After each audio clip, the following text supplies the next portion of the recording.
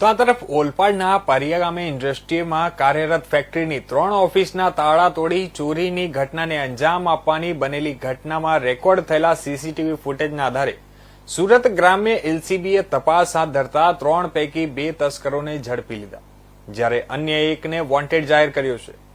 એલસીબીના હાથે ઝડપાયેલા અજય અને રોકી પાસે ચોરીનો સામાન તથા બાઇક સાથે અન્ય સામગ્રી મળી કુલ 1,40,400નો મુદ્દામાલ કબજે કરવા સાથે વધુ પૂછતાછ હાથ ધરવામાં આવી છે.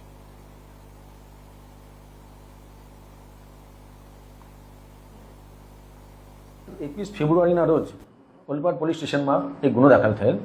આ ગુનામાં 3 અજાણ્યા ઈસમોએ પરિયા ગામની સીમમાં અંજની ટેક્સટાઇલ પાર્ક, જેમાં સનશાઇન મેડિટેક છે, તેમાં આવેલ ઓફિસના તાળા તોડી મોનિટર નંગ 4, એક સીપીયુ, એક કીબોર્ડ, એક સ્પીકર, એક ઝેરોક્સ મશીન, આ બધું મળી અને કુલ રૂપિયા 55,000ની ચોરી કરેલ, જે બાબતનો ઓલપાડ પોલીસ સ્ટેશનમાં ગુનો દાખલ થયેલ. આ બાબતે મહેરબાન રેન્જ આઈજીપી શ્રી પ્રેમવીરસિંહ સાહેબ, ડીઆઈજીપી શ્રી હિતેશકુમાર જોઈસર સાહેબ તથા કામરેજ ડિવિઝનના એસડીપીઓ શ્રી આર સર્વે સાહેબ નાઓએ અનડિટેક્ટ ગુના, મિલકત વિરોધીના જે ગુના હોય એ ડિટેક્ટ કરવા માટે સૂચના અને માર્ગદર્શન આપેલ, જે હેઠળ ઓલપાડ પોલીસે પણ તપાસ હાથ ધરેલ અને લોકલ ક્રાઇમ બ્રાન્ચે પણ તપાસ હાથ ધરેલ. જે દરમિયાન એલસીબીના પીઆઈ શ્રી આરબી ભટોળ સાહેબ, પોલીસ ઇન્સ્પેક્ટર એએસ ચૌહાણ, એમની ટીમો પણ કાર્યરત હતી. જે દરમિયાન head constable Harshukhbhai Nanjibhai, head constable Gautambhai Gelabhai અને પોલીસ કોન્સ્ટેબલ અનિલભાઈ વિક્રમભાઈ, આ લોકોને આરોપીઓની બાતમી મળેલ, જે અનુસંધાને તેઓએ બાતમી આધારે 2 આરોપીઓની ધરપકડ કરેલ છે.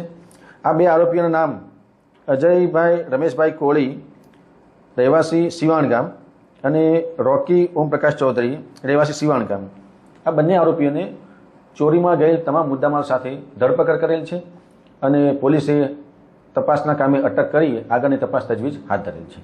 સાહેબ, કેટલા આરોપીઓ વોન્ટેડ છે અને કોઈ ગુનાહિત ઇતિહાસ? આરોપીઓને હાલ તો ગુનાહિત ઇતિહાસ જણાતો નથી. એક આરોપી વોન્ટેડ છે, એ વિજય દેવી પૂજક કરીને,